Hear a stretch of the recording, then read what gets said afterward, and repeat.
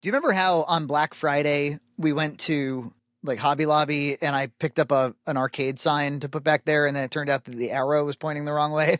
Yeah, what a scandal. Often I'm standing in front of it, but you can only imagine how many people have been frustrated. I got in the mail very unexpectedly a new sign that points in the right direction. It's not yet hung on the wall. It will be for future episodes. But this was from a fan. I had no idea this was coming. It was one of those like Amazon gifts, you know, where you get the Amazon package and there's a little note inside. So they just, and it was not sure if this is a welcome gift since you seem to have made peace with your other sign, but it's nice to have choices. Thanks for all the entertainment from great impression of a hot dog in Discord. Thanks, big dog. Thank you, big dog. And you know what I like? So the other one was flat. It was like almost two-dimensional. And it had kind of like a hologram looking thing, but it had no electronics. This actually does have battery-powered like little bulbs.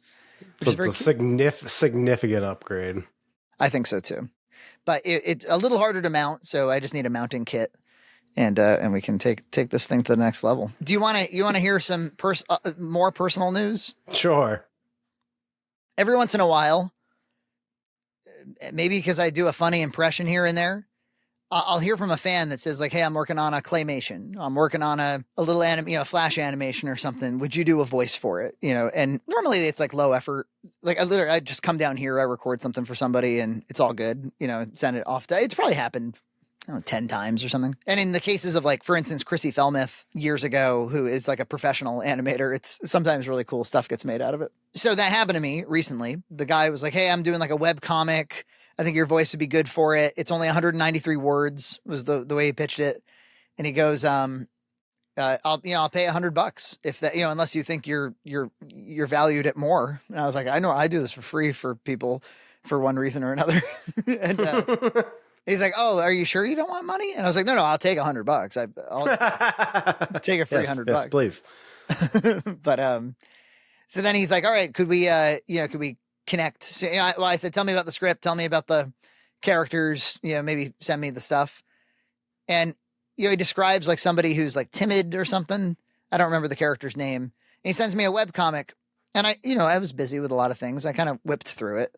I said, "All right, it seems fine."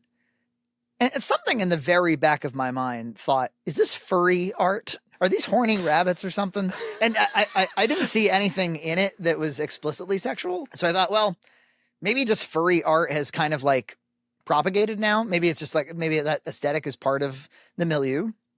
Yeah, I don't think it has to this doesn't have to be boning, right? It could just be like, furries living their lives. It seemed to be something about like a rabbit that was afraid of like being at a skate park or something. He was learning how to skate. We scheduled some time and I was low on it, not unlike James Rolfe. He wanted to direct me through it. And it turned out like he wanted to direct me very specifically. Like, okay, you're going to say like, "And because," he's like, "I'm going to do a mimic read." And, he basically was having me like impersonate him the whole time, which I'm fine. I'm fine with, I'm not offended. But real actors would be, they don't like those line reads. They're like, "No, I need to interpret the emotion," Oh, yeah. Yeah. No, screw that. I'm kind of, whenever I acted, I didn't care what the director did. I liked hands-off directors. I liked hands-on ones. It really doesn't matter to me, but I could see why some people would. Maybe there's like that more free, like interpret the character themselves. Yeah. It wouldn't work for a stage play because that's a living thing and it's spontaneous every night, or it's meant to feel spontaneous. When you do it with a film shoot, if you're the kind of person who's really shooting to edit, then maybe you just need, you're kind of constructing the visuals and sound in a very specific way, and it's maybe less offensive. I don't remember there was some director, some quote out there that was like, "Sometimes we're making art, whatever, and sometimes I just need a shot of you walking by the camera." So anyway, so he called it a mimic read. I knew it. The terminology I always use was line read. And so he had said something like, it might be the kind of thing that you don't like or that you don't approve of or something. He said something like that. I said, okay, well, I'm not seeing anything here that I disapprove of. It's just secret demonic animal porn. And then about halfway through, I don't remember what prompted it, but I eventually was like, is this a furry thing? halfway through reading it. And he goes, yeah, sorry. And I was like, wow. He's like, do you not want to do it? And I'm like, we're in this far. But I'll finish it. Sure. And then, so we did. And then he needed me to re-record some stuff. And then he's like, all right, I'm going to send you like the final product. And then, that'll be your last chance to back out. I was like, oh man, he's like freaking me out that it's going to be something that I just don't want anything to do with. Yeah. So to be determined, I maybe the furry thing will come out great. And I'll be it'll be really proud work, and I'll put it on my portfolio on Vimeo. On my reel. This is my demo reel. I've never been part of such a thing before. I'll be honest with you. I understand that it's related in some way to sex with, like humanoid animals, but I'm not sure what else it is. Is there more to it? I don't know. I don't run those circles. Right. Well, I do now. I do. Yeah. I have permanently associated with them now, and so I don't know. Maybe we'll have a live screening.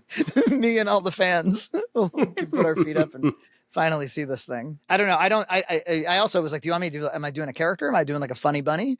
What am I doing? He's like, no, it's just your voice. I was like, oh, it's my sexy bunny voice. You've done some voices for me as well. The EJ comic. It was different when I did it for you. I don't think anybody was getting off to those cartoons. Well, yeah, maybe most people weren't. But those compilations of EJ comic are on. I've reposted them on Red Cow Entertainment, so you can find them. Yeah. EJ, what EJ is referring to is he, like, very shortly before we started collaborating more officially, and like right after we got out of grad school, EJ was just to kind of like keep creative, keep putting stuff out. He was putting out like 30 seconds to minute long, kind of like squiggle vision animation, very much in the EJ style. And if you like EJ's humor and comedy, and you like my voice occasionally being in one, search for EJ Comic. And they were actually inspired by Vine at the time. Oh, really? Did you put them on Vine? No, because they were too long, but I was inspired kind of by like that short format joke thing. Yeah. And it was just, like at the time, Vine didn't make it easy to like just upload your own videos. You had to actually record it in the app. And to put up my animations, I'd actually have to record like a screen or something like that. That it wouldn't be very elegant. But then I just did it on YouTube. And I have a question. Yeah. Why do I like Vine more than TikTok? I don't know. There's something about the extreme limitations I think is sort of appealing. Like TikTok at this point has become, because it launched as 1 minute long videos, right? And YouTube Shorts has maintained that, but like Instagram Reels, Facebook Reels, and TikToks have all become like, regularly people are watching 15-minute, 20-minute videos on these things, right? It's just become a portrait mode YouTube. Pretty much. But with more of a kind of social media influence-y angle to it. Yeah, I guess so. I always felt that Vines, by and large, or at least the ones that became culturally significant, were like little works of art, like true, deliberately made. Some of them are just, they'll always get me. The woman going, "Balegda." Oh, balegda. or the boy in is covered in peanut butter. He's like, "Did you put your brother in peanut butter?" Yeah. Or the classics like Merry Chrysler and Merry Chrysler. Christmas. Happy Christmas. It's Christmas. Merry Christmas. Merry Chrysler. Whatever happened to the Merry Chrysler girl? She's still out there? She's probably on TikTok. So I thought I would clear things up. I am a babysitter and dog walker.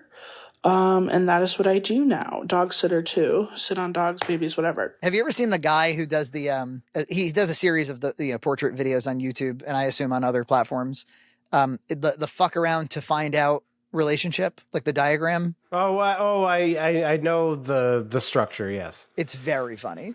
Like he's like, let's say that a man was fucking around, but at like a one fuck around. He just made a light joke about another man's wife. He's talking about Chris Rock and Will Smith. And he's like, and the find out actually rose to 10. And there is not a 1-to-1 relationship. And the reason is because that assumed constant of the 1-to-1 fuck around to find out ratio included if that same man is having his own issues with his wife, then there's, like a conflation effect. And that man will get what is called jaded. Jaded. So getting jaded is when you're pissed off at Jada Pinkett Smith. Subscribe to Red Cow Entertainment on Patreon for full episodes every other week.